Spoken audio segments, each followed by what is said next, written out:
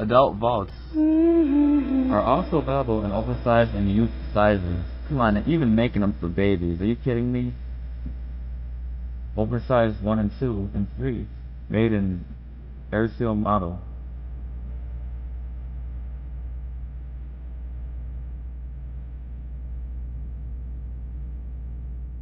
Take a look at this.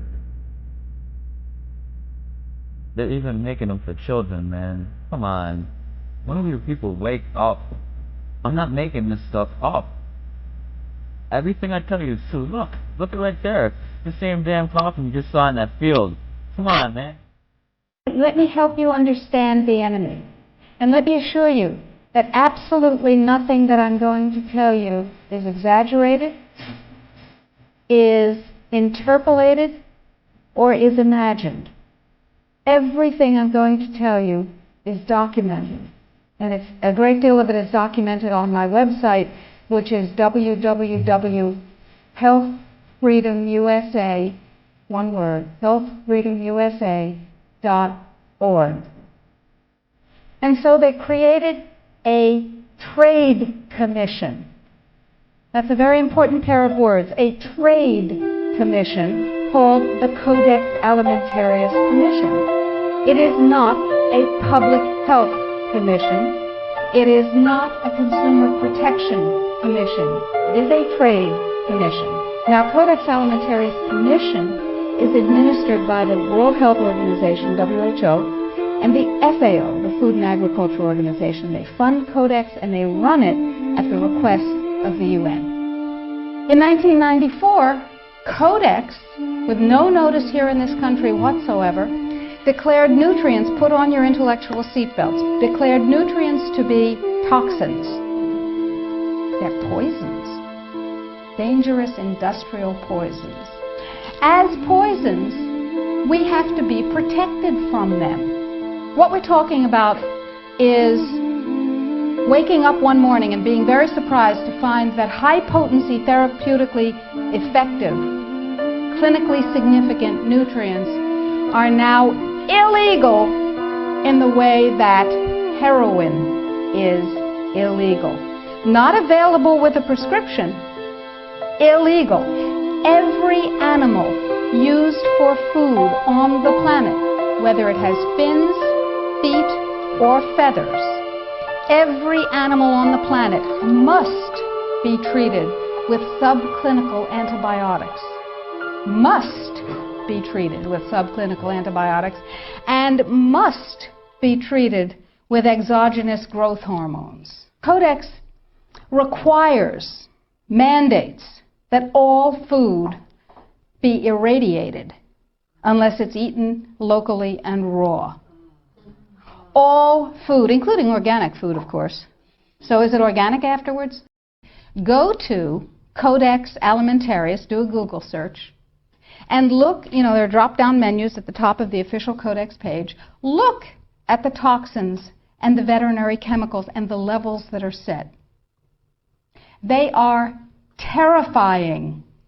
In 2001, 176 countries, including the United States, got together and they said there are 12 really bad organic chemicals. They're called POPs, persistent organic pollutants.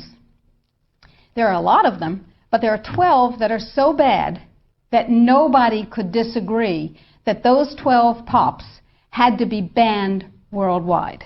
Codex has brought back seven of the 9 forbidden POPs that 176 countries banned worldwide. Dieldrin, aldrin, hexachlorobenzene. And the food that is imported from other countries that contains these substances cannot be stopped at our borders, because otherwise it would be, God forbid, a trade violation. That's how Codex works.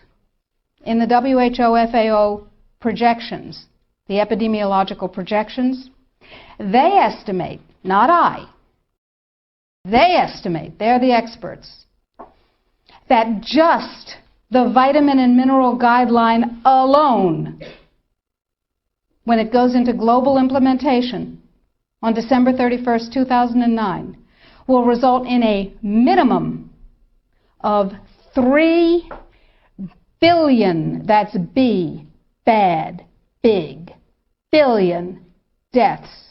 1 billion through simple starvation.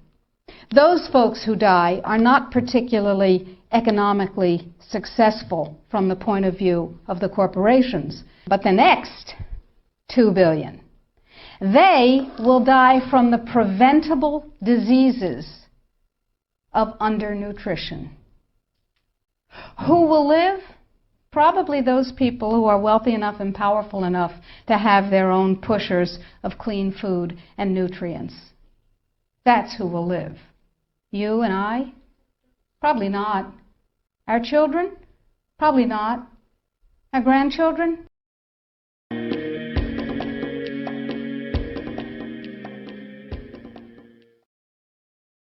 The sustainable goal is the elimination of the middle class. The world cannot support 6 billion people. But you see, the plan behind sustainable development includes population control. It's a program for land use control, education control, and population control. The leaders of the sustainable movement say that the world's human population should not exceed 500 million people. That's a 93% reduction of today's population levels. In 1992, while the Rio conference was going on, George Bush, then president, was there. He was just offshore in Prince Charles's yacht, where he executed the Agenda 21 protocols on behalf of the United States and brought it back to Washington, D.C. Within a year, Bill Clinton, by executive order, established the President's Council for Sustainable Development. In 1996, Bill Clinton set up the President's Council on Sustainable Development. One of the dictates of Agenda 21 is that every country in the world is to set up a national council to oversee the implementation of Agenda 21. I've listened to Gorbachev explain, we are writing a new set of 10 or 15 commandments to replace the original 10. Which one of the 10 do you think these guys don't like? Thou shalt not lie, thou shalt not steal, thou shalt not covet. Because I'll tell you what, these people have lied to us. They're in the process of stealing all of this nation's natural resources, and they covet everything you have left.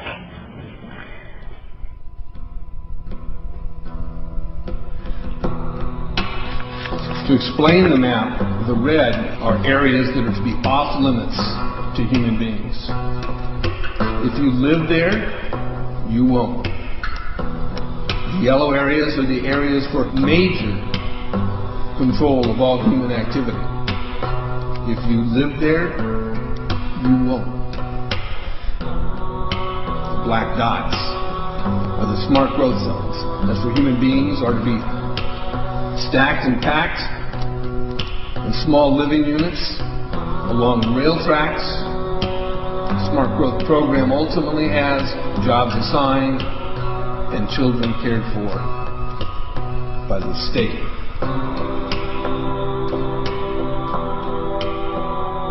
And in conjunction with Codex Alimentarius, food will be limited and water consumption will be decreased to 10 gallons per day per person. That is over a 90% reduction in people's average daily water consumption. And along with shortages of food and water, the food we will be provided with will be genetically manipulated and nutrient deficient.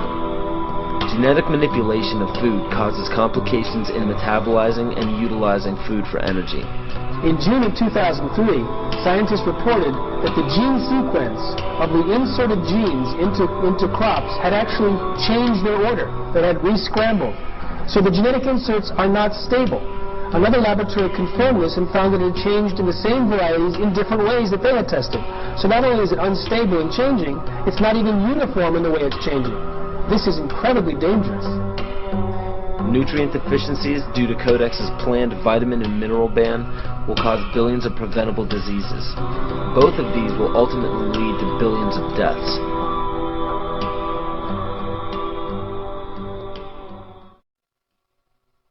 So the level of evil is beyond imagination.